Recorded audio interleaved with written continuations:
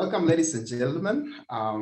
We are so excited having you here today. It's such a wonderful day having a number of guests joining us. I can see Christine, I can see Achola Court joining us, Janet Mwangi joining us, I can see Mary Kirungi, I can see Martha, I can see Sadia joining us, I can see Nancy's joining us already.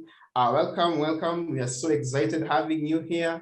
I can see a number of guests are really joining us today. We are so excited having you here today.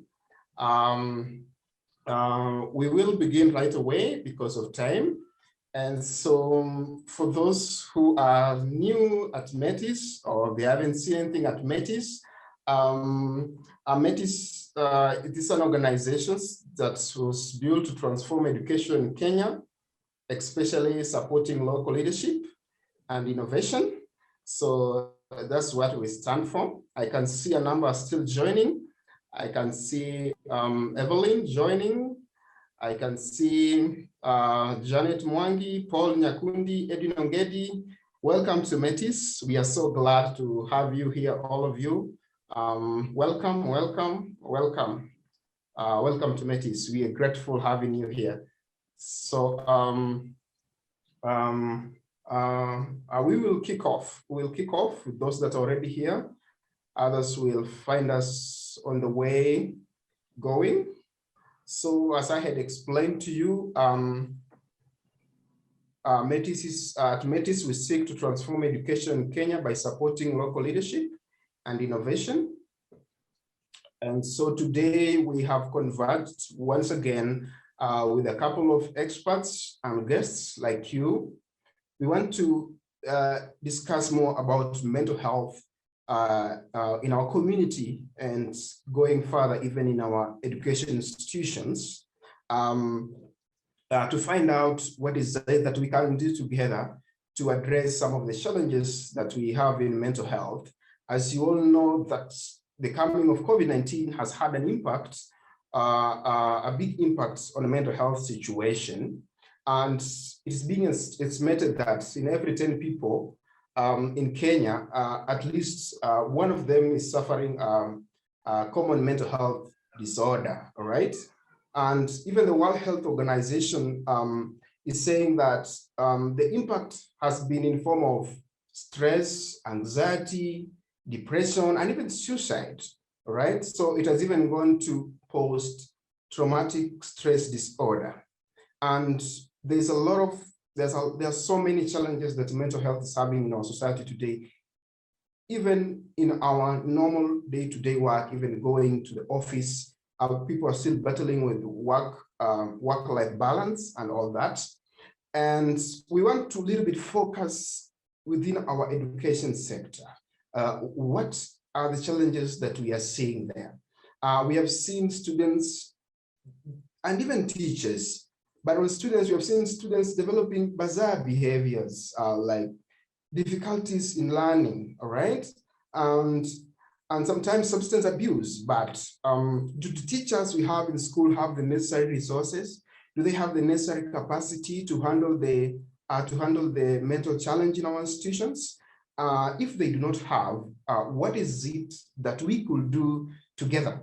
What are some of the solutions that we could propose together so that we could address some of these challenges? I'm so proud to see some of our fellows, like Francis Odhiambo, is using dance, for instance, to address this challenge within the urban settlement, for instance, in Kibera. So we want to listen from him, for instance, how has dance had an effect or an impact to this to the life of students? And therefore, at the end of this discussion, we'll be able to showcase our working mental health innovations in education, okay, provide a platform to share innovations, success stories. We also want to hear from you. What are some of the success stories you've gained or you've had? Do you think that we could collaborate and even make sure that they're even scaled? So we also want to look at some of these challenges and how we solve them. So ladies and gentlemen, we are excited having you here. So before I even move forward, I just wanted to take you through of what our event is going to look like. So after here, we are going to introduce our panelists to you, very great experts who have also joined us. You're going to listen from them. After the introduction of our panelists, all of us, we shall break out into breakaway rooms. So once you join a room, you can share with the roommates that you'll find there, your name, your organization, what you do, and one word that you could use to describe the state of mental health within our education system or even in our community. So remember that after our speakers go, you will be directed into a breakaway room. So once you go into a breakaway room, you will introduce yourself, your name, your organization, and one word that you could use to describe the state of mental health within our education system or our community. Once we've left the breakaway rooms, we'll have a quick poll. So we have come up with a few questions for you to just answer. So you'll have a quick poll, and then after that, we'll have a small introduction presentation from our program manager here at Metis, and then we'll dive directly into the discussion on mental health with our key panelists who are already here, and we're so happy having them here already. And then we'll have a Q&A session where we'll have also get to listen from you also, where you can also project your questions based on the discussions, and we will be very happy to see what you're gonna say or how you will engage. So I'm so happy having you here. And at this minute, I just want to introduce our speakers, our key panelists to you. So right away, I will start with Dr. Tina, but maybe before I go there, I will just want to share a few norms for our event. So ensure that your microphone is mute if you're not speaking, mind your background noise, and also try to limit distractions so that we can have a good conversation going forward. So I just want to welcome Dr. Tina. If you can hear me, please. Just a small introduction about yourself. I know you've worked a lot in the education sector. You've got a lot of experience that I cannot even finish talking about here. So you can go. Thank you. Thank you very much, Naftal. Oh, Nelson, sorry. Good afternoon, members of today's conversation. Just to do this, if your video is on. Wow. Yeah, then I'll be sure you're well. If you do like this, you're gonna take a screenshot. Yeah, okay, thank you very much. My name is Dr. Christine Owinyi. I work with the Ministry of Education as a National Leadership and Learning Facilitator. And I'm very passionate about matters to do with sustainable development. And at the moment, I'm working on a program that I'm calling Pick Up Trash Campaign. Now, this is a program that I'm using to help learners and even the people in the community to take care of their mental health during this time of COVID-19. Yeah, we will get to know one another more as we continue conversing. Thank you so much. We have got Stowell. Stowell is also a global health expert. Stowell, if you want to go, please. All right, thank you very much, everyone. My name is Stowell, or just Stephen Ogweno. I'm an optimist and an entrepreneur. I'm also a global health expert with a lot of interest and work and research in mental health. So in the past, in terms of mental health, I've been able to do a 2-year program with schools just to find out what conversations are going around mental health in schools and how that has transitioned. In 2020, we went into the 3rd year now with COVID-19 to have that, and we did our research on the same. So I'm very excited to be on the platform and to be able to share, the insights from our work with students in schools on mental health, but also some of the results that came out of the research that we did that has since been published, and how that translates into innovation, for mental health ideas in schools and institutions. So thank you very much, and looking forward to engaging.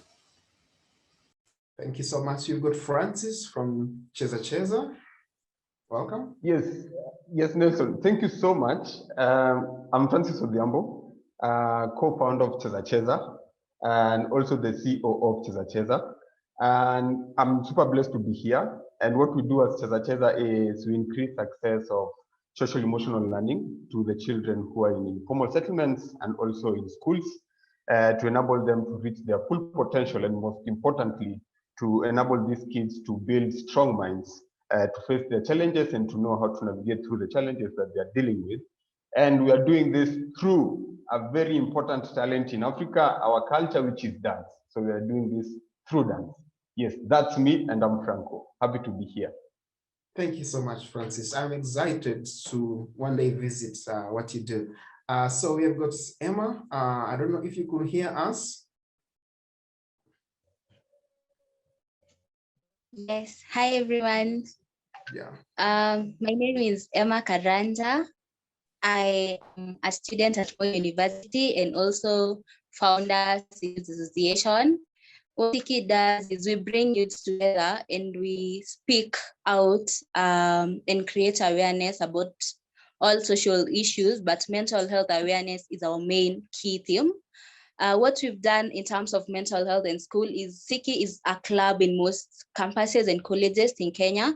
So we create a safe space for people to meet up in schools, club day, to talk, and also give them experts to help them in their mental health journeys. And thank you so much, Nelson, for these opportunities, and we're looking forward to more interaction. Thank you. Thank you so much. So those are our panelists. We'll have more conversation with them in just a few minutes. So at this moment, our learning and evaluation team, Mr. Nzaibo, is going to put us into breakaway rooms. So once you join your room, you share your name, your organization, and what you do, and one word that stands out for you when you talk about mental health in our learning institution, even our community. Mine, I would say, it is so confusing, right? So Nzivo, you could do your thing. Just a second, I'm winding up a location. Oh, great. Meanwhile, people can continue smiling on the screens. We are watching you from wherever we are. Your smiles are so important to us because they keep us going. We are good to go. Good to go, great.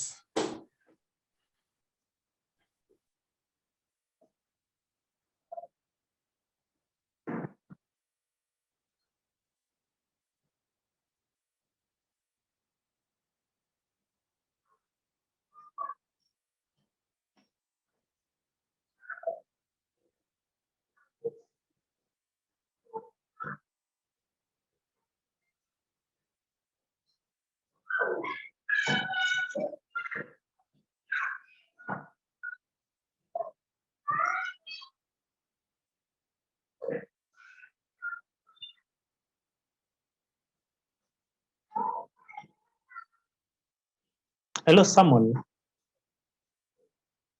Hello, Samuel. Okay.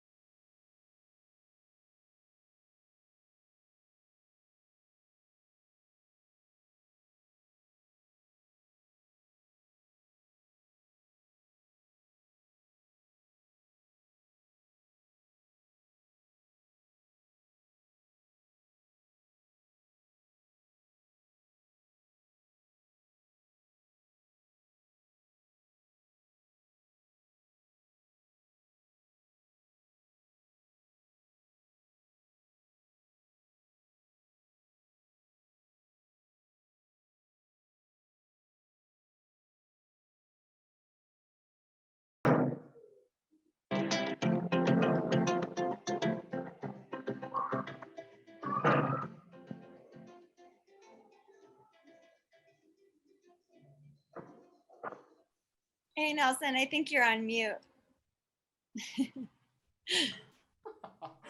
Great, so we are good to go. So in my room, I knew Evelyn from M-Pesa Foundation. I knew Samuel, a mental health advocate, and also knew Cheche. Great. So Nzivo, you can pull out the poll.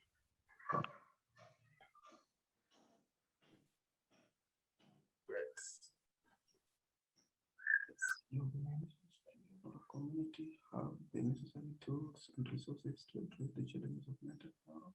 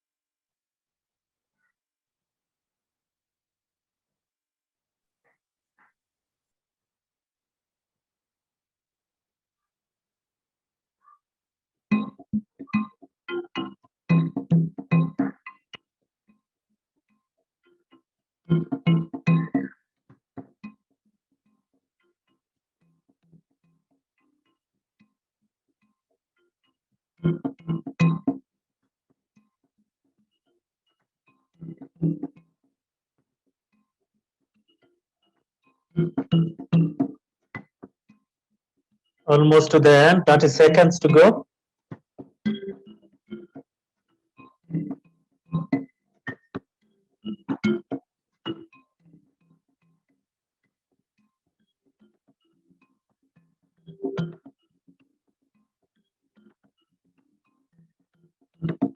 Fifteen seconds to go.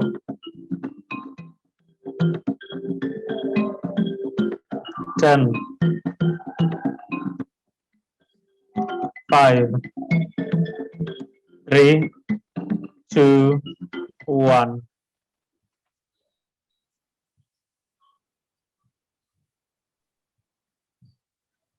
Great. Wow. So does the organization, institution, or community have the necessary tools and resources to address the challenge of mental health? Yes, they were 42. No, they were 58. So the majority, they don't have the necessary resources and tools. Has the organization implemented any new program solution to address the challenge of mental health? In the last 1 year, yes, 78%. No, 22%. Great. Question 3, has your access to tools and resources on mental health improved since the onset of COVID-19? Wow, who could guess? 50% yes, 50% no. Wow, that's great. That's great. That's great. That's great. So at this moment, I just want you to come back. If you're doing something, please come back. So we want to dive in a little bit deeper. But before I go into there, we have a team from Metis. I just want them to wave wherever they are. So I'll start with Boniface, who is our storytelling lead. Maybe you could wave so that others could see you. Oh, great, great. We have got Josephine, who is operation officer. You can wave at us. Oh, great. I don't know if Tracy joined. Yes. Yeah, I'm here. Yeah, you can wave at us. Tracy is our communication lead, leading the Keep Kenya Learning. Great.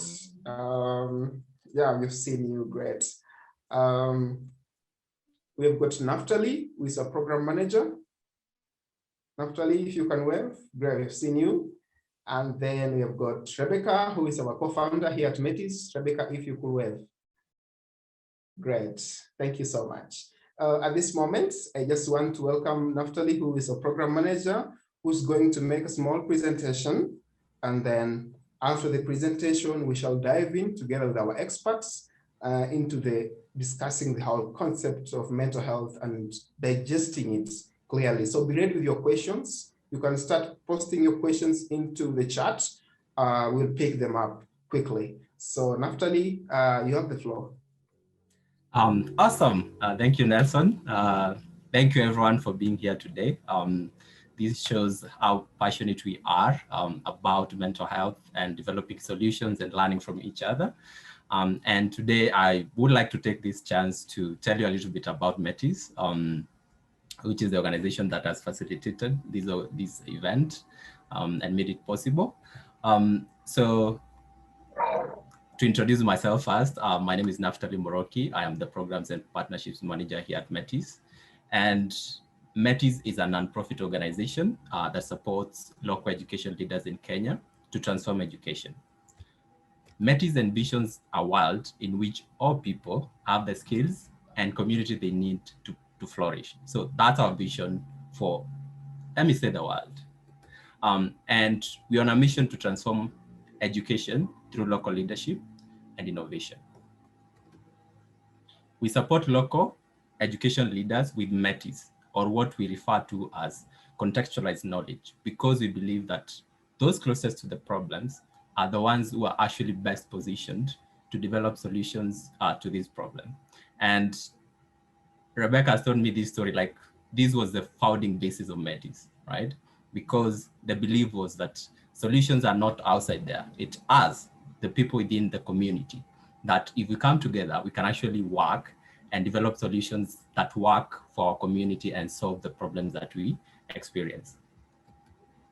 However, we know that as local leaders, we lack access to tools, resources, and networks to start and scale education innovations that truly transform teaching and learning. So as Metis, we support leaders to get access to the tools, resources, and networks through our programs. And we have 3 facets of our programs. The first one is the Metis Fellowship, which is a 6-month program that we run here for our leaders or our education leaders. And when you come into Metis, you get to go through a 6-month program, which has 4 components that we emphasize on.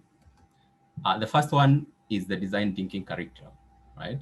So we teach you, not necessarily teach, but we take you through a process of innovating or creating education innovations that work, a design thinking way of making sure that you incorporate your end users and develop solutions that are actually work for them, and you address the root causes. This is something that Sophia said in our breakout room sessions. So yes, we actually incorporate that to make sure that the solutions that you develop as a leader actually are not addressing symptoms, but the root causes of every problem. The second component of our fellowship is communities of learning, which include guest speakers and site visit to innovations that we really admire and think our leaders can learn from. The third one is coaching or mentorship, where we connect you to experts in Kenya and globally that can support you overcome some of the challenges that you face as an innovator. And lastly is connections to sources of capital and talent. Currently, we are actually receiving applications for cohort 5 of the Metis Fellowship from education leaders who are working to develop solutions in these 4 thematic areas. 1, gender and education. 2, mental health. 3, supporting learners with disabilities. And 4, caregiver engagement. The second bit of our programs is training. So as a leader, when you come through Metis, we also want to equip you so that whatever you learn, you can be able to take that into your institutions and be able to train other leaders. Because for instance, you might be a school principal in a school that has 40 teachers, but you're the only one who has had a chance to go through this. So we want to equip you so that you can also go out there and train your teachers. And hopefully with time also we'll be able to incorporate some of these trainings for our students. And the last bit of our programs is, of course, the event, like the one we are in right now. So we bring together leaders that are passionate about various issues that are affecting us in education, and we engage in helpful discourse that can help us think of solutions and better ways to address some of these problems. So up to date, we have supported 63 fellows from across 7 counties in Kenya, who are collectively impacting 1.3 million youths. Check out our website and apply to be a Metis Fellow for Cohort 5. Thank you so much. Thank you so much, Naftali, for that great introduction about who we are and what we do. So at this particular moment, we want to go deeper into this discussion about mental health. And we want to talk about mental health in totality, for instance. So yesterday I was watching BBC News and they were saying there is a probability that COVID-19 has had an effect on exhibiting, actually making the mental health problem more worse than it was. So where are we as leaders within our own institution about mental health? And I just want to bring in Dr. Tina. Dr. Tina has wide experience working within education institutions and is even working at KEMI, for instance. So Dr. Tina, what do you think has been the impact of mental health? How do you think COVID-19 has impacted mental health within your institution or even the institution that you've worked with? And what are some of the things that you've captured during this particular time that you could share with us also? You are on mute. You're on mute, Dr. Tina. You're on mute.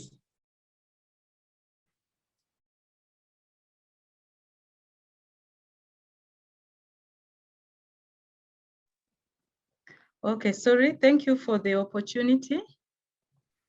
It is exciting to work in a ministry where you deal with different people, starting from very small children through to very old adults.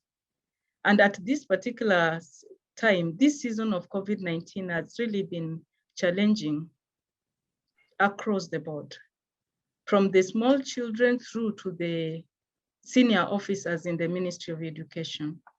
And as we all know, mental health is actually a journey. It is a journey that all of us are in. And it is important to realize that we are all walking in it. Now, when it comes to COVID-19, it has hit everyone. We have been knocked down, but we have a choice. It's either we stay down for the 10 count or we get up and continue battling. So most of the people in the ministry, especially the officers, some have given up, some are still on fighting. At the moment as we are speaking, there are so many who are down with COVID-19, including their family members. So you can imagine what we are talking about when it comes to mental health. When you go through the online platforms, the WhatsApp platforms where we are engaging, every day, everybody is saying, pray for me, pray for my family. These are people that are suffering because of the attacks of the COVID-19. So like the children, you will get them wanting to play and play and play, not understanding why they are playing too much. For instance, where I am working, what I'm doing at the moment, I'm working with the children to help them overcome the mental health issues. How am I doing this? I'm using a program that I'm calling a Pick Up Trash campaign. So in this Pick Up Trash campaign, I put the children that are living in the premises where I live to come together so that we can learn on how to take care of ourselves, how to take care of others, and how to take care of the planet. So I realized that children really want to be in class all the time. When I'm passing by, they will ask, "Teacher, when are we meeting next? When are we meeting next?" So I came to realize that these children could be having some mental health issues. You know, mental health includes our emotional, psychological, and social well-being. So when you find a child not comfortable staying at home, something is amiss. It affects how we think, how we feel, how we act. And it also determines how we handle stress, how we relate to others, and how we make choices. So when I see these children wanting to be away from home, there is always a reason for that. So I sit back and try to analyze what can I do with these children so that I can help them overcome what they are undergoing. So you will find, like this morning, one of them told me, "Teacher, I don't want to be the one staying at home taking care of the young children. I want to come to class." You know, this is a child who is suffering, knowingly or unknowingly. So there are so many challenges that are facing people in the Ministry of Education. Thank you so much. So you've brought up a good element of children. And this moment, I just want to bring in Francis. Francis, you're working with we're working with a lot of children here at Kibera within ChezaCheza Foundation, and you're using dance as a mode of addressing some of these challenges you're talking about. Do you think that mental health is underestimated as you talk about what you do? Thank you so much, Nelson, for the question. So I'll start with when COVID hit, I think everyone wasn't prepared enough, and that's where the problem starts. That's where the mental health issue starts from. So as far as ChezaCheza, we deal with kids, and these kids have problems. So have parents, I mean. And when COVID hit, it meant like jobs were closed, schools were closed, everyone was home. And the background of the children that we are having are coming like from the informal settlements, meaning there are those parents that live to hand to mouth for them to eat. So when like jobs were cut off, it meant like these families were not having like food. The parents did not take care of these children while they are home. And now the children are home now like full time, which means they need more food. And these parents don't have that enough. And that like caused so much to these parents that they are going through stress, they are going through trauma. And this was slowly like spreading out to now like the kids. And the pressure was now getting into the kids because the kids are there, they are getting the pressure from the parents. Because of you now, we are suffering this way. Because of you now, I'm having this stress and you are too many in the house. So it was like so much pressure. And again, this pressure came from parents to these children now again to ChezaCheza. Because us, our way of like getting income is from school. So schools were closed down and everything. And it means that was the most important moment for us to deal with these kids and to keep them like learning.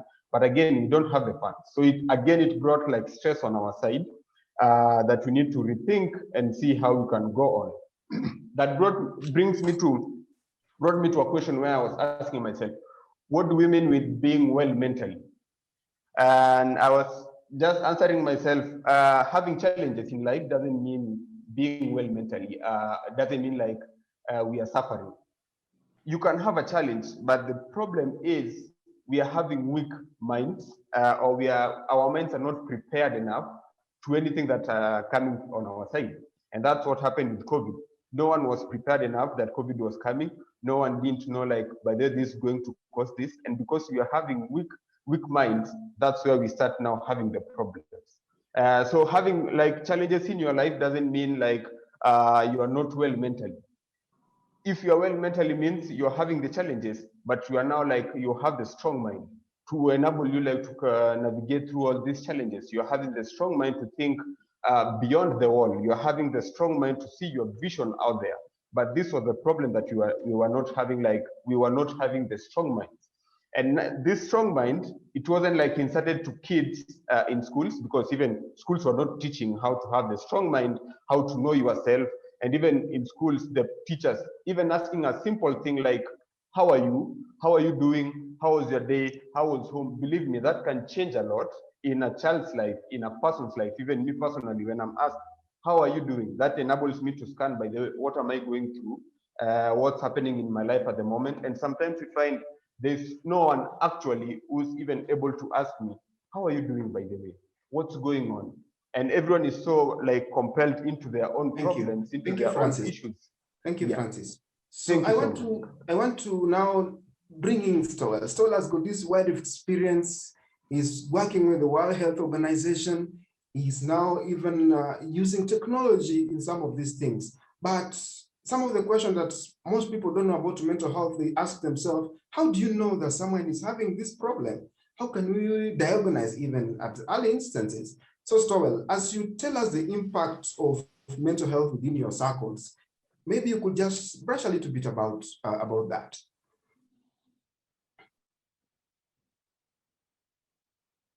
All right. Thank you very much, Nelson, and very exciting conversation already. So I'll start from the point of, in very plain language, how do you know that you are having, a challenge with your mental health? And we've sort of put mental health as this big thing that, shows that, it's a mountain that probably people can't get to. But when you really break it down, mental health starts from you being just worried constantly. You are at home, you are worried. You've just woken up, you're worried about what am I going to eat? How is the day going to look like? Where am I going to, do ABCD? You are constantly worried. And when you start getting worried like that, that then progresses to you becoming very fidgety. When someone just pokes you or makes some small joke, you are very annoyed, and now you start speaking things out and you start talking out of context. And sometimes, and especially in schools, you see this with kids. Some kid just goes and touches your pen, and then now the kid is all over the place jumping and is so angry. And that is how mental health actually presents in schools. And then from there, it comes to a point where now you don't talk to everybody. You come from a point of you are very aggressive, you're very anxious, you're very worried. Then it develops to the point that now you're very secluded, you don't want to talk to anybody, you want to be by yourself, and you are sort of losing the social connection with people. And when you start to see kids in schools and institutions, beginning to really seclude themselves when primarily they are talkative children, then that's a very serious sign that these kids need to be talked to. That is how, mental health challenges are presenting in them. And that is now what is commonly called as, the onset of depression. And so, breaking it down like that to this very common day, scenarios is really what helps us to put mental health into context. And let me, from research that we did last year, and we were doing this with the students that we've worked with for over 2 years in 45 institutions, where we were running a project called 'Cause I'm Happy, which really focused on how do we, bring back gratitude, and how do we, bring back our mental health to the safe space, rather than focusing on mental health from a depressed state. We saw that, when we asked the people, especially during COVID-19, were they feeling confused? We see that 37.5% of a cohort of 2,000, expressed confusion. 6.6% expressed that they lacked focus. 23.9% present. Then it really brings up the question of, are we really a ticking time bomb in our learning institutions, and then subsequently in the communities, that is just about to explode? And that is the question we're asking ourselves. Is mental health and mental illness, starting from depression and anxiety, which are the basic, forms of mental illness, are those, ticking time bombs that are just waiting to explode?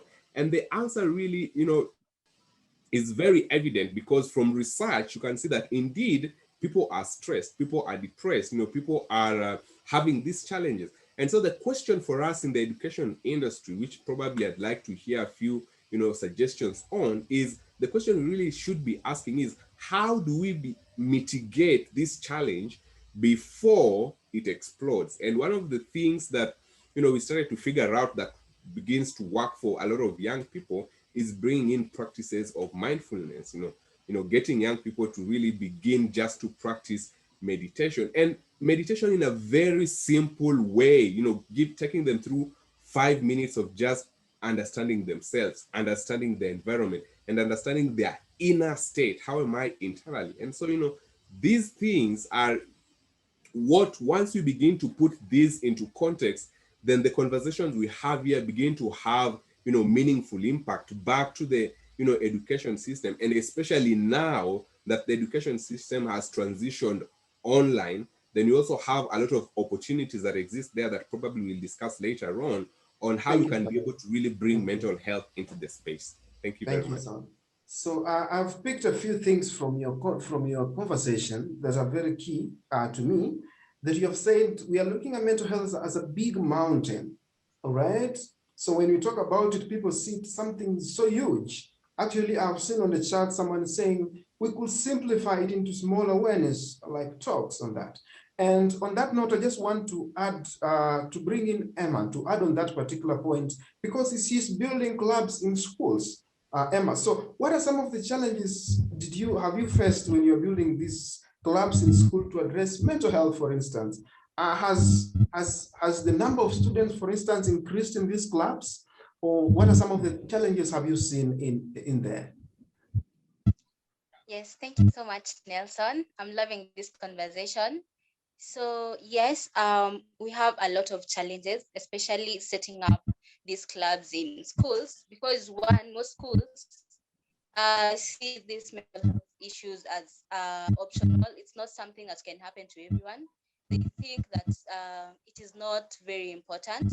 So when you approach an administration about coming up with a club where the students can meet and talk about their feelings, have a specialist talking to them about mental health, they'll think that is not a priority to them.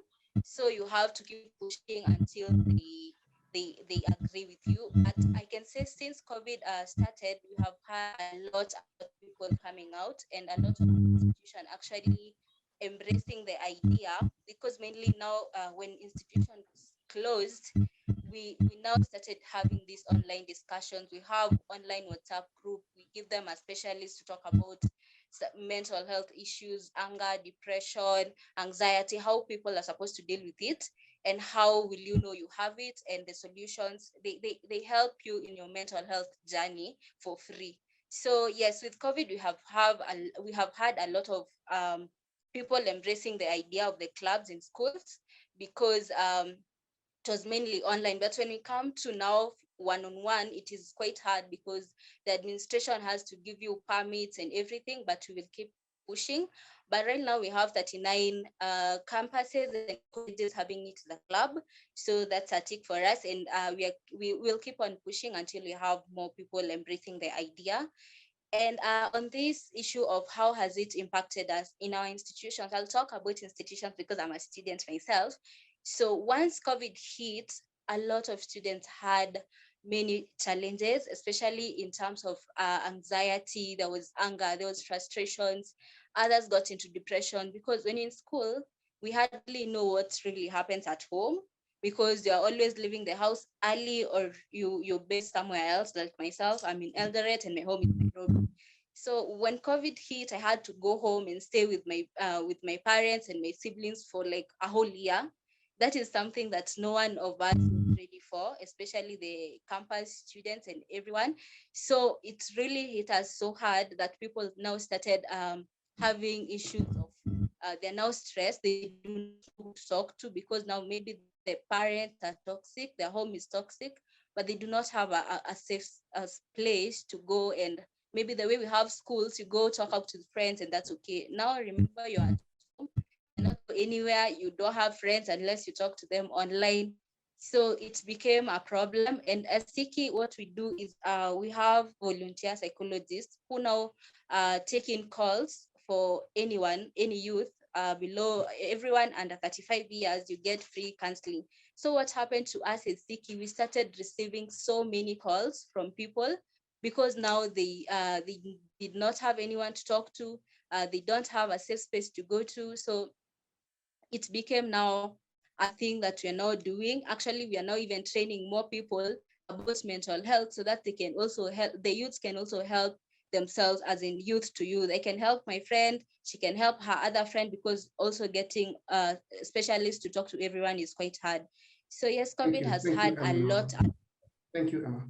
Thank you so much. So thank you so much. I'm so excited to hear about what you're doing, especially connecting the students with a psychologist free of charge. I think that is now a conversation that you are now moving to the next stage of how do we start solving this thing, this challenge that we have in our community. If you read a few of what the government is doing, you say other people are saying, can we declare a mental health? Can you declare mental health, for instance, a pandemic or something like that? Will mental health be the next pandemic or something like that? So at this moment, I just want to welcome Tina. You've working in the education sector, for instance. Do you think the teachers have the necessary skills to handle mental health in our schools? And what are some of the challenges, what are some of the solutions you have been developing as yourself or even within your organization to address this challenge of mental health? Yeah, actually, the teachers might not be having enough skills because the way COVID came, it caught everybody unaware. So what we are doing at the moment, we are facilitating learning on wellness. So we are trying as much as possible, anytime we have a program with the teachers or the head teachers or the education officers, within the program, we must talk about wellness because we realized as much as we are talking about other things, at this particular moment, training on wellness is very, very critical. Great. Yeah, basically that is what you're doing, trying to capacity build the teachers and the other leaders on wellness. And maybe I can talk about at personal level what I'm doing at this time, because I said I'm working with kids to help them tackle mental health issues that they are going through.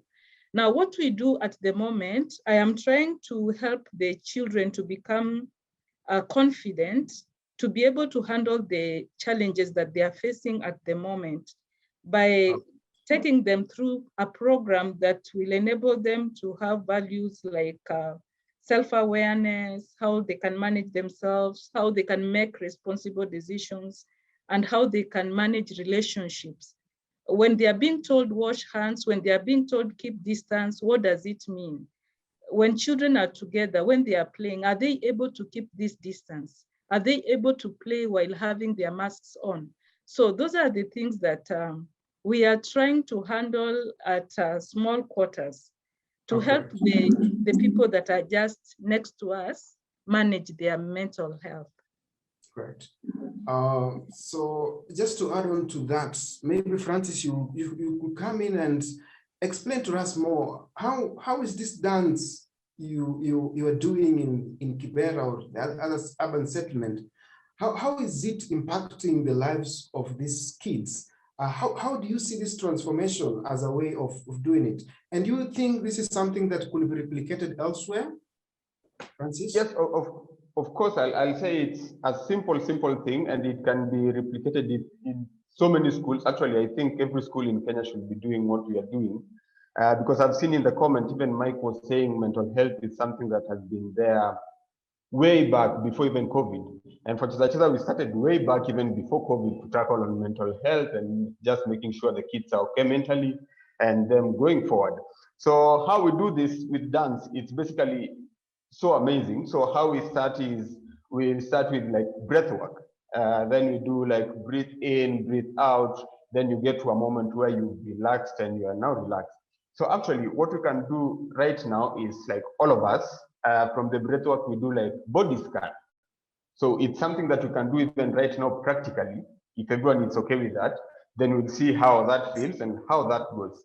So in 3, 2, 1, are we ready?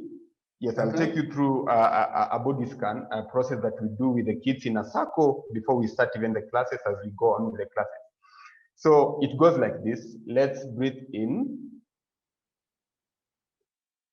Breathe out. Breathe in 4 seconds. Breathe out. Yes, then in a scale of 1 to 10, try to know how are you feeling right now, or how are you feeling today. 10 being I'm feeling so amazing, I'm so good, everything is working so well in my life right now. And 0 being, things are so bad in life right now, man, and I just don't know what's going to happen. I don't have a way out, a door out. And 5 being, I'm there in the middle. I'm okay. I'm not okay. Yes. So just give yourself a scale, by the way. How are you feeling right now? In 2 seconds. Great, great. That's a good one. That's a good one. I was not expecting that one. That's great. Yeah. So you realize after all this, you'll understand where you are the person and how am I feeling right now, and you'll be like, by the way, what do I want to do of this feeling, and why am I feeling? What's the cause of the feeling that I'm feeling right now? And you also ask like how dance is helping these kids. You know, dance helps you like mentally. When you get into dance, you get to another world where I don't even know how to explain, and that's what happens with these kids.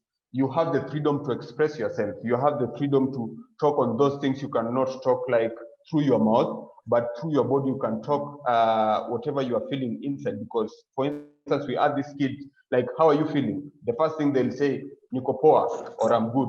But when this child starts to dance, or you tell them, express now this in dance, you'll see a different person, you'll see a total person into this kid, and you realize at that moment, by the way, this kid is not good, this kid is going through something.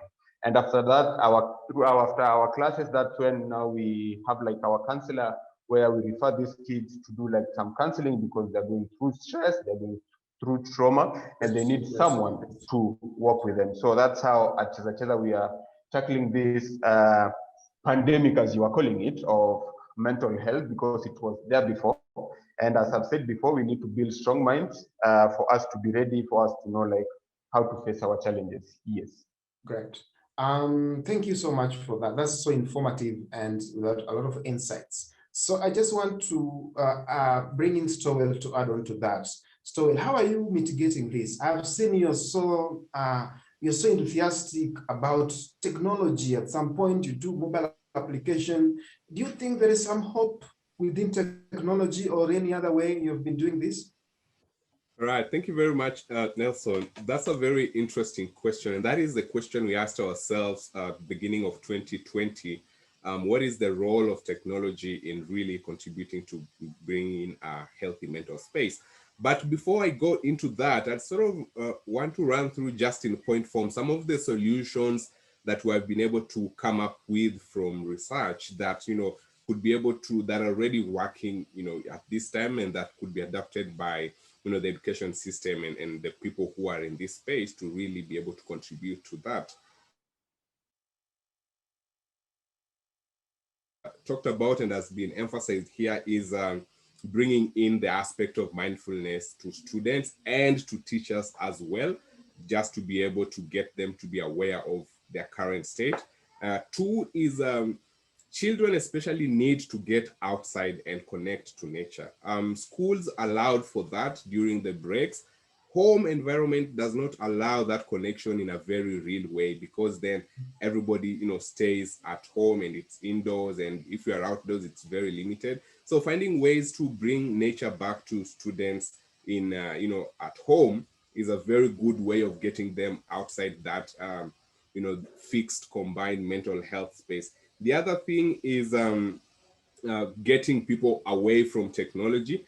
So I know that is counter-interactive just with what I'm going to contribute at the end, but I mean, this is like the social media detox, especially for students in higher institutions of learning. They need to get out of Facebook and Twitter and Instagram and just come out of that and have that detox from, social media, because from research, we found out that social media is one of the biggest reasons why the mental health has increased during COVID-19, because the news is negative every day.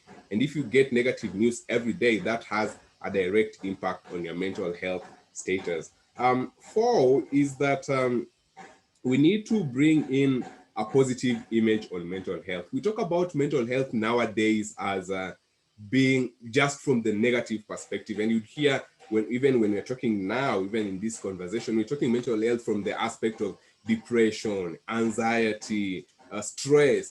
Yet there's a positive side to mental health, point of gratitude, wellness, healing, love. And that conversation has been so minimized so that then, everything we hear about mental health is bad. And this is having an effect on our mind as well. So part of counteracting that is actually bringing in the good information, so that the good information is in plenty. Remember, we are what we think about. And so if we think about the negative effects of mental health, counter-interactively, those are the ones that we get. So we need to start having conversations on mindfulness, love, gratitude. That way, within us and students, then you're able to begin to change that perspective. And then finally, I had like 3 more, but I'll cut it here before I go to the tech side of it. Finally, is that we need to bring about routines, a morning routine for our students, a morning routine for our teachers, routines that involve, the physical exercise bit of it, that involve the mental health side of it, and, that involve also even the spiritual side of it. So once you have a morning routine that captures those 3 key areas, your physical side, your mental health space, and your physical routine, and this could be as simple as waking up, doing 20 press-ups, then doing 5 minutes of mindfulness and meditation, and then reading a holy scriptures or text or something like that. That in itself, how you start your day determines how your day goes. And if you start your day unplanned, the rest of the day tends to become unplanned. And that is why everybody is worried of what is tomorrow going to look like. We are out of jobs. How does that look like? So having that morning routine then begins to contribute to improving the mental health space. Now, coming back to tech, the organization that I lead as the founder and CEO of Storyling, we noticed this, as a challenge. There's very minimal tech when it comes to health, and especially when it comes to mental health space, it's even down. So what we did is that we developed a mobile application. It's called NCDs 365. It's available on Play Store for free. So the NCDs is non-communicable diseases, and mental illnesses are, one of them. And so when you have that application, whilst you may be able to learn about all of the other non-communicable diseases, what we've done with mental health is that we provide avenues for events, for resources, for skills, where people interacting with the application are able to have something beneficial to learn about mental health. Because mental health then is this conversation that cannot be tied to just a brief, sort of guidelines. So we have events that happen in there. And throughout last year, we had a webinar series that ran for the whole year on mental health. And we have people like Tony Olela, who I see, who was part of that program, where we engaged 19 institutions of higher learning for the whole year. They had 12 sessions per month, and you were talking about mental health and various angles. And you'd see young people come there and they're excited because they know when you're going here, we're not going to talk about problems only, but we're also going to talk about mindfulness and love. And these are the conversations then that, begin to become solutions for mental health in the education system. Thank you so much. Your insights are so amazing. I just want to bring Emmah to finish up that discussion. Emmah, you're connecting students to, you told me, to psychologists and all that as a way of mitigating mental health. And you have told us you have seen an increase in this number. Do you think this is something that should be scaled up, like having a toll-free number or something like that, where people can call and have a challenge in mental health? Do you think this is something that can be scaled up? Yes, I do think so. And I love how many organizations have really come up with this. And we have so many now free lines that guys can call and then you talk to someone. So that's a very nice idea that we need to keep on doing, because another challenge that we really have is people have these challenges, but maybe a psychologist becomes so hard to access due to financial constraints. So having these free numbers is really nice. And as Siki Youth also, we realized, I love how most of us here are using art to now talk about mental health. Yes, Siki Youth, we also do that. We have incorporated art, which is photography, very nice content photos. I'll drop the link there so that you can see what we do. We do spoken word, poetry. So that's a way of guys trying to speak out, because most people don't want to come to you straight and tell you I have a problem. Youths tend to hold back some things. So we're using also art to help them express how they're feeling so that they can also get help. So that is one of the other way that you're doing. Also, a Siki Youth, what another way that adopted is we're now saying that mental health is a problem, and we have actually taken it now to the next level, where each and every year we'll be focusing on a target group and teach them about mental health for free. These are trainings that we'll do so that we can also help our society understand the mental health concept, so that they can also help each other within the community. So this year we are mainly focusing on creating mental health among teenage expectant girls and young mothers.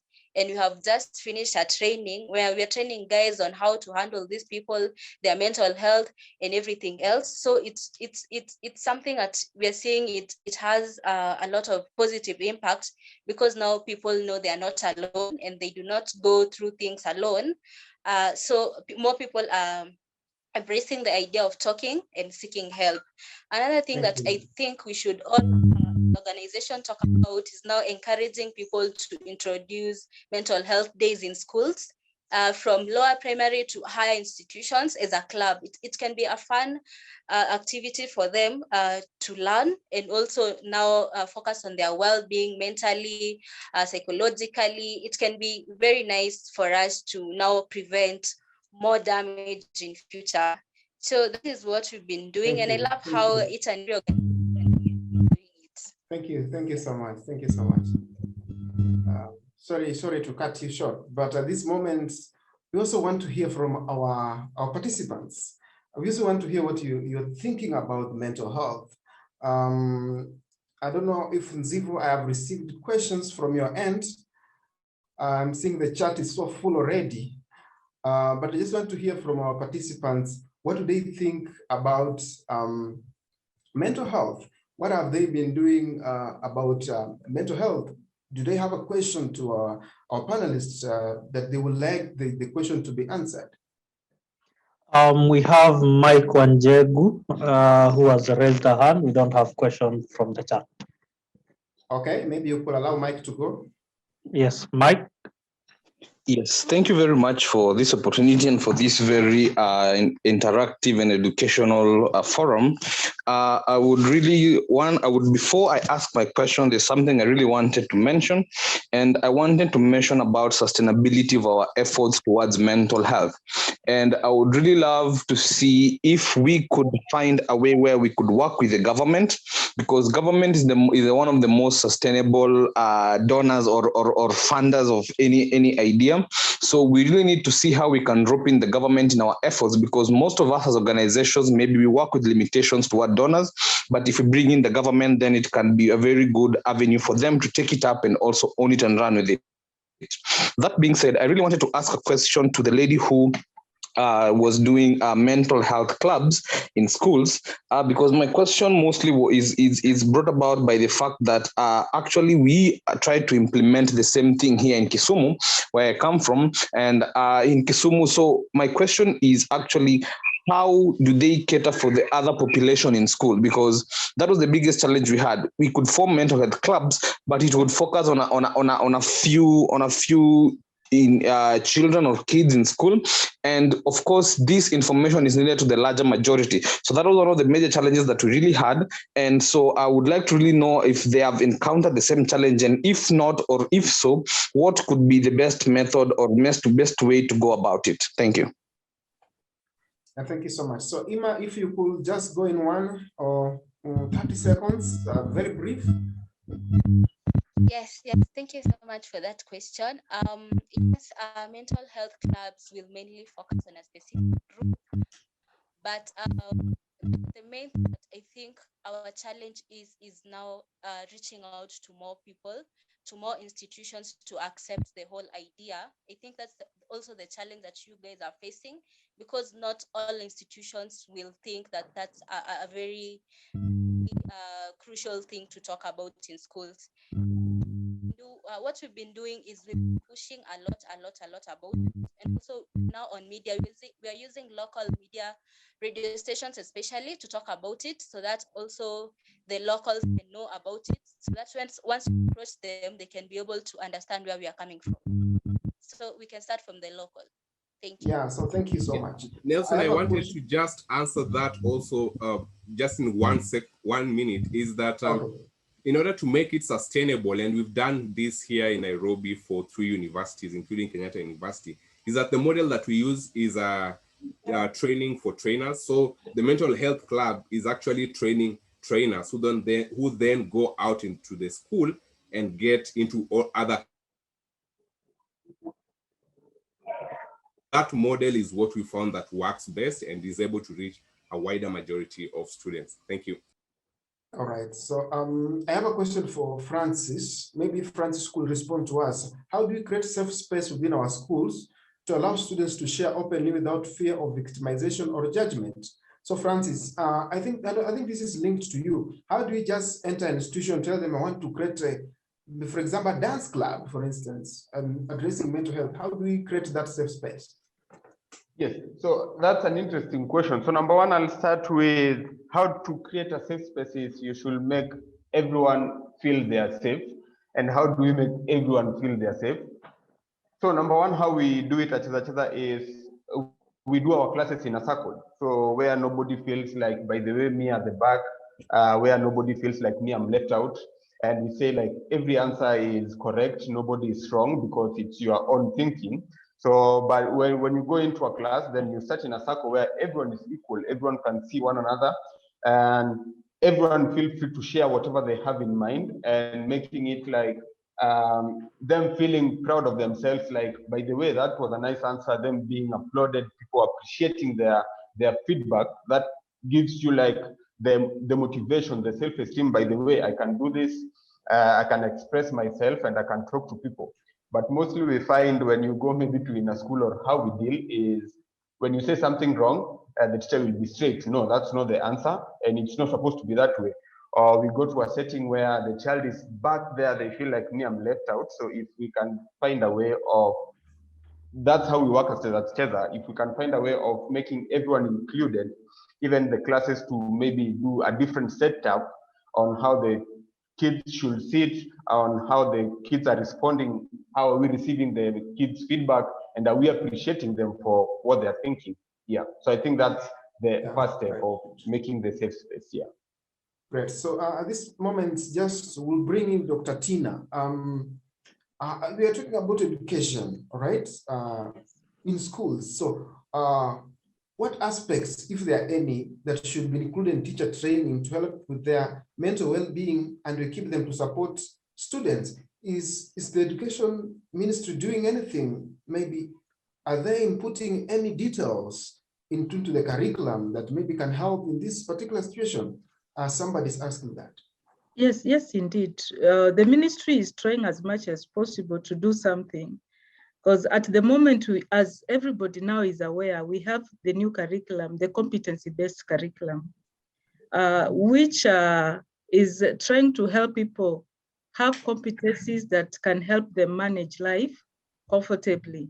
And before we get to the child, we have to talk to the adults who are handling the child.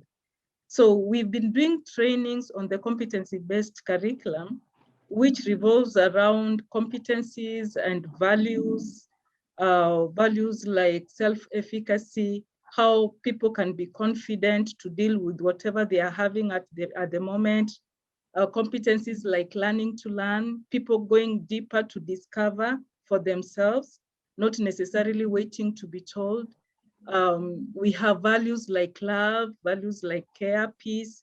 These are things that were there long ago, and we left them behind and moved on with life.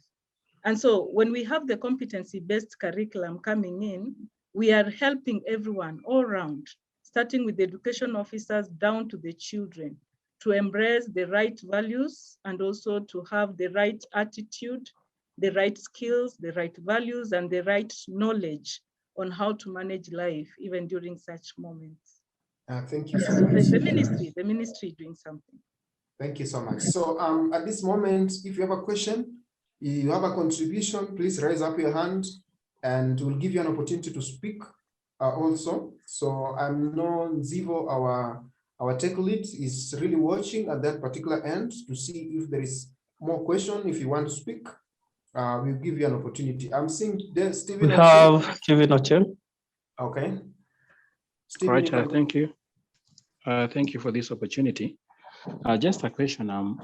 Back when we were still in school, or when I was still in school, People used to shun guidance and counseling because we thought if you go to that particular room or that particular teacher, people will look at you as being weak. So how do we disseminate to the rest of the school or the population just to accept it is just okay to be okay, and it is also not a bad thing to share with someone else?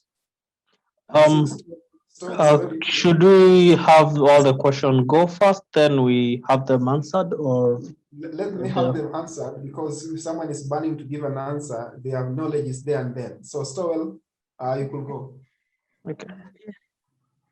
Yeah, maybe I could talk about guidance and counseling in schools. You know, it is all about the mindset. So we are trying as much as possible to bring in the 21st century skills right now, because now 21st century skills enables people to be open and to understand that these are things that are part of us and anybody can undergo a challenge. And so in schools now, we are encouraging not just guidance and counseling, we have other branches like career guidance. So students are now free to talk to their teachers at any time without restrictions and without the children feeling like they shouldn't be talking to the teachers. Thank you. Maybe Stowell, if you can add in just quickly. Yes, just quickly again, and this is also from research and from an intervention that we have in the universities, is that we change the model. So the mental health or the career spaces are not just for teachers to stay there. A lot of students now interact there, help with activities there, and this makes it that it becomes a student space, and this enables then other students not to be afraid to go into the space as well. So if you have more students at the mental health offices or at the career offices assisting here and there, other students are encouraged to come in because it looks like it's not only them, and that model we find that works for students. So yeah. Thank you. We have Nancy Kahudia. Nancy, you can go. Okay, thank you very much, and I'm very happy to be in this conversation, and thank you to the organizers. Now, I think it's just a contribution to say that it's amazing that so many people are doing something, and yet we are not aware about that. And so the need for us to join hands, and Metis, I think, is doing a great job in bringing us together, because sometimes we could reinvent the wheel. Because we don't know what somebody else is doing. So I think that's a great, this is a great initiative.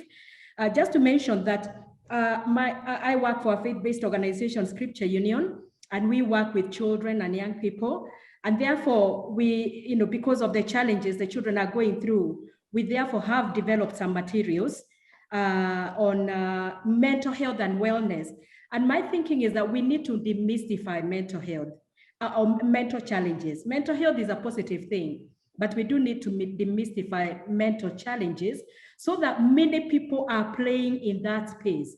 And what we are thinking as Scripture Union is training as many people as possible. Just give information, basic information and skills. So whom we are going to be calling mental health facilitators, so that parents, caregivers, teachers, pastors, people, a lot of us have information, basic information. So we are not professionals, but we have information, we have some basic skills that we can help those who are around us. So we need to demystify, and we are available. We are in the space of developing curriculum, and therefore this is, I would say in a sense, a natural thing for us to do, to develop materials, and we'll be happy to partner with as many of you as possible so that we put information and we put basic skills in millions of people, even children themselves. Thank you. Yes. Thank you. Please, let's keep it brief. Mike Wanjegu. Mike was already gone. Maybe you could give Janet. Here's, I really have a very burning issue. I'm very sorry. And this is I don't want to seem like I am going against what Dr. Christine said, but we have had conversations even with the Ministry of Education around having teachers playing a dual role of a guidance and counseling teacher and also being a teacher in the school. And this has proven more often than not to not work, because children will view that guidance and teacher and counseling teacher first as a teacher for the subject that he or she teaches. And then again, we have seen that these teachers, because of the complexity of also having to go through their academics in terms of teaching and then coming and doing maybe a course on counseling, guidance counseling, they flout the basic and the most critical of counseling skills, which is confidentiality, because of the dual relationship. We have even had instances whereby we see that we have seen that teachers actually share what students have talked about in privacy with them to other teachers in the staff room. And this in itself has been one of the very, very biggest challenges in terms of getting help for children in schools. So what can we do about this? Because we really need to advocate towards the Ministry of Education to incorporate independent counseling and guidance teachers, because at the moment it is not working, and that is why we are seeing the chaos that we are seeing in schools, because children do not have anywhere to go to express their problems where they will feel safe. So we don't even have those safe spaces in schools. Thank you. Thank you. Janet as well. I think we can combine the three questions then to be answered as one. Janet, are you there? Yes, I'm there. Thank you. Good afternoon. This is quite a privilege and an honor, especially for me, who works with the teachers directly. I want to begin by probably responding or making a contribution to the last speaker, who thinks or feels that the guidance and counseling has failed in our schools. And he has even used the word totally. I want to believe, and most of you will agree with me, that if we say totally guidance and counseling has failed in our schools, then we are saying there is no learning in our schools, because it is at the point of guidance that we have reached where we have reached with our learners in our schools, amidst the myriads of challenges that our schools are experiencing, especially when a teacher is forced to handle so many learners at the same time, and at the end of the year, the same teacher is producing or transiting that large number to the next level. For me, the teachers have done a good job, and we should encourage them. The Commission is supporting the teachers by working in collaboration with other organizations to train most of our teachers in guidance and counseling, in mentorship. And so we cannot say that totally our guidance and counseling practice has failed in our schools. Janet, for instance, yes. If you would wind up, I would hate to cut you short. I wish we had all the time. Really, I want to. I really want to protect the teacher. My question would be, how can we support the teachers? How can we support the teachers, especially those who have not been trained in guidance and counseling? And I think that would be the way forward, because the same teachers also suffer from the mental health.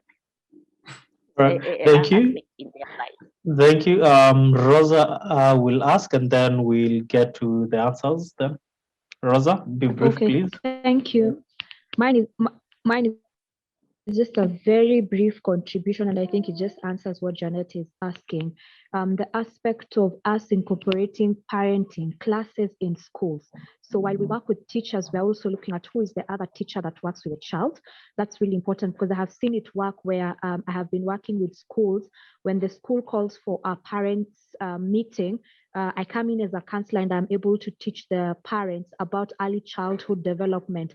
What is your child going through at whatever stage they're going through, and how can you help in emotional and psychological development at home? Because sometimes we see parents undoing the things that teachers are doing in school, because now if we empower the teachers, there is another teacher at home. And number two, how to empower these teachers is number one, just working with the teachers as students themselves, looking at how do we teach them self-care routines? How do we teach them how to take care of themselves as teachers? Because you cannot give from an empty well. So if we are empowering teachers to take care of themselves, number one, through programs that are geared towards their own wellness, picking up mental science with teachers themselves. I've also done that with teachers in schools, and I have seen that working where teachers are able to have a safe space to talk about what's affecting them as teachers from home. Then they can be able to pour from a wellness cup, to pour from a cup that is full. Thank you. Thank you. We'll proceed to the answers. Nelson? I'm seeing Rebecca lift a hand up here. We have several questions, but I think it's more preferred because of time. We answer the question that have already been asked. Then we can proceed with the others. I would wish the others also to share those within the chat. So in case we are not able to answer them immediately today, we can respond later. Oh, thank you so much. So there's a question that has been raised here that's very important. How can we support? Nelson, I'm so sorry. Can I just have a quick introduction here, and then let the folks who might have to go, and the people who want to stay can stay. But the quick plug that I'll say is that I think all of us in this virtual room could probably carry on talking about this, right, Nelson, for hours, which is actually so hopeful. And I hope you're so energized by this conversation and what we've learned from our speakers and really from each other. Nelson actually heads up a beautiful online community on Facebook, where we can continue, just like in this chat, to share tools, resources, our emails, our websites, so we can continue to learn from each other and even collaborate for greater impact. So I've dropped in the chat. If you do have a hard stop at 3:30, we absolutely understand. I'm admitting someone into the waiting room as we speak, though. So if you have to go, thank you so much. We are so glad that you came. And please do, let's continue the collaboration on Facebook. If you are able to stay, please feel very welcome. And over to you, Nelson. Oh, thank you so much. So as we're winding up, let's be brief in our comments and our deliberations, so that we're able to finish on time as well. But as we've mentioned, we have a Facebook community called Metis. You can join. We share a lot of resources, and it's also a community for sharing this knowledge as well. So we had a question from one of our participants, is how could we support teachers in this process as well? So I don't know if Dr. Christine, you want to take on it, or we can give somebody else. Yeah, I wanted to say that this is supposed to be a collective responsibility. You know, the aspect that we imagine that teachers are supposed to do everything, it's very wrong. Yeah, because there is a limit. There is somewhere the teacher can reach. That is why we are now having what we call community service learning. And we also have what we call parental empowerment and engagement in the new curriculum, the CBC curriculum, where we want everybody to join hands with the teachers so that we help this child holistically, so that it is not seen that this is the work of the teacher. It's about all of us to assist in bringing up these children the way they should be. And besides, we have a program that we call Education for Sustainable Development. Now, this is a program where we are teaching everyone to take care of themselves now, and also to be sure that we are not compromising the ability of the future generation to take care of themselves. How are we doing this? We are helping people to think about knowledge, to have passion for what they are doing, and at the same time to do things, to help the children use their hands to do things, to solve problems in the society using their own hands. So the education sector is trying their best. And I am actually requesting that if you have the ability of supporting in whichever way, I don't think the ministry can say no. I don't think the Teacher Service Commission can say no. When you are positive about you want to support in this way or that way, just approach the right offices and you will be brought in one way or another. Oh, thank you so much. I'm seeing a hand up from Samuel. Samuel, you want to make a contribution?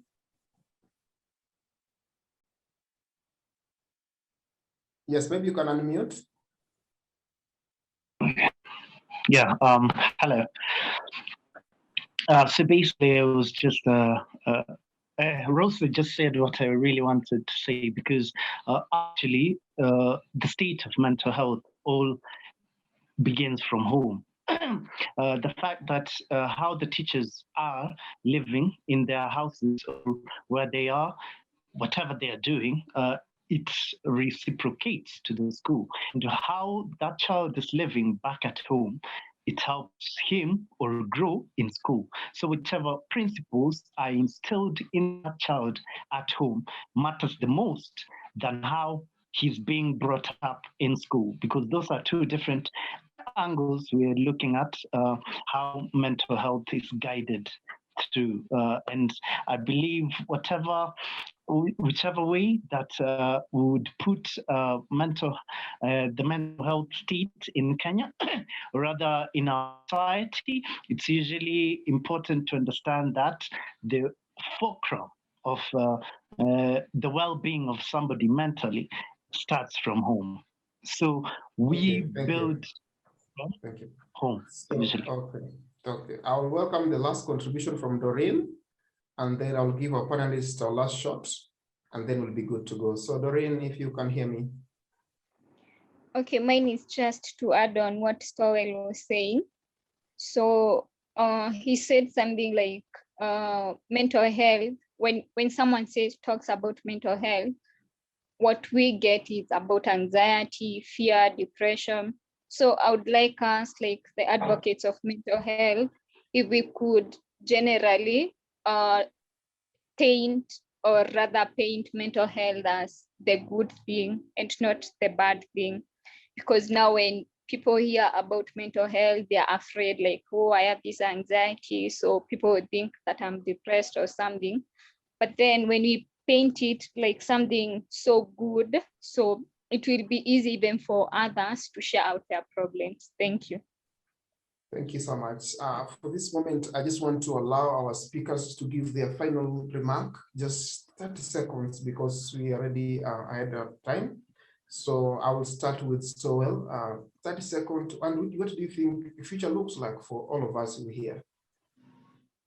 All right, thank you very much, Nelson. This has been very helpful. Thank you very much for inviting me. So my parting shot would be that right now we are at a place where there's a lot of opportunity. There's a lot of innovation that could happen now and innovation that could help immediately. So my call would be for all of us to sort of get into partnerships, get into collaboration, and design these projects, initiatives, and products that you can be able to immediately deploy,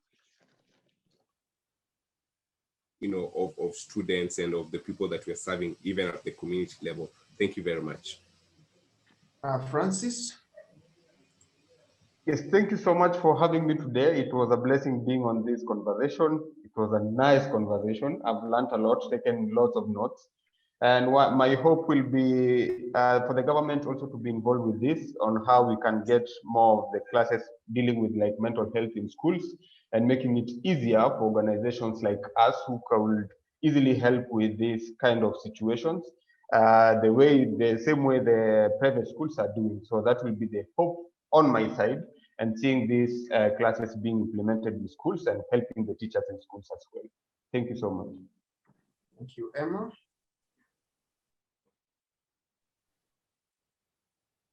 Maybe you can unmute. Unmute, Emmah.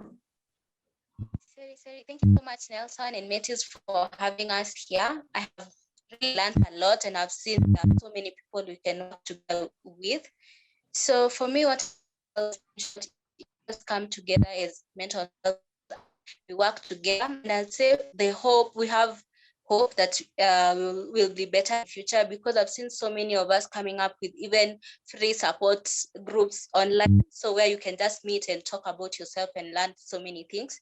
So yes, the hope is there, and the future will be better, and we'll be able to handle mental health issues more or better when we work together. So thank you so much, everyone.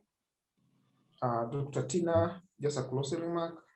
Thank you, Nelson. There was a call for people to join Metis cohort 5. I want to encourage you to join Metis because I am alumni of Metis. I was there in cohort 4, and Metis has really helped me a great deal. I want to encourage you to join us, and let's walk this journey together. It's easy to get people out there saying, I am tired. It's possible that even us, we could be saying we are tired because of the challenges that we are facing because of this COVID-19 pandemic. Let us continue punching. It's going to get harder and harder, but let's not give up. Do not give up to the enemy at all.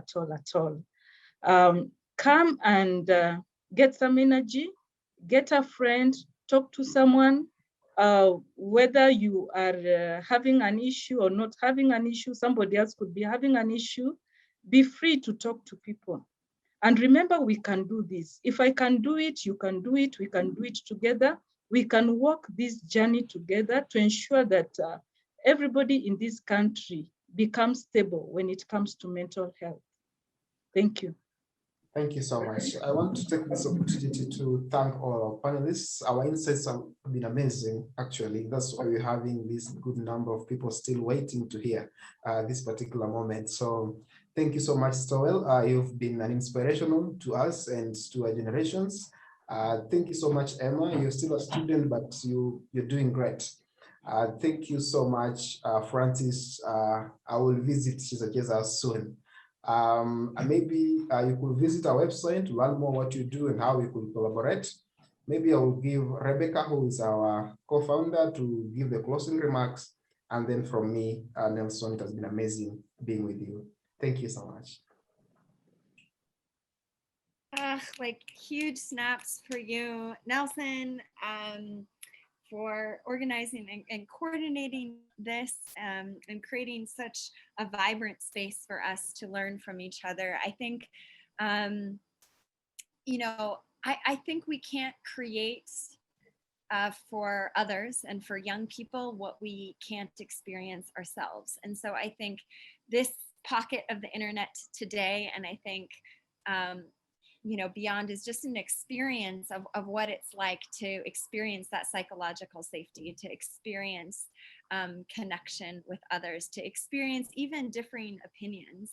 But I think, you know, the more that we can create these safe spaces for ourselves as adults, the more likely that we will be able to create those safe spaces for learning and for holistic wellness for our kids. So thank you everyone for being here.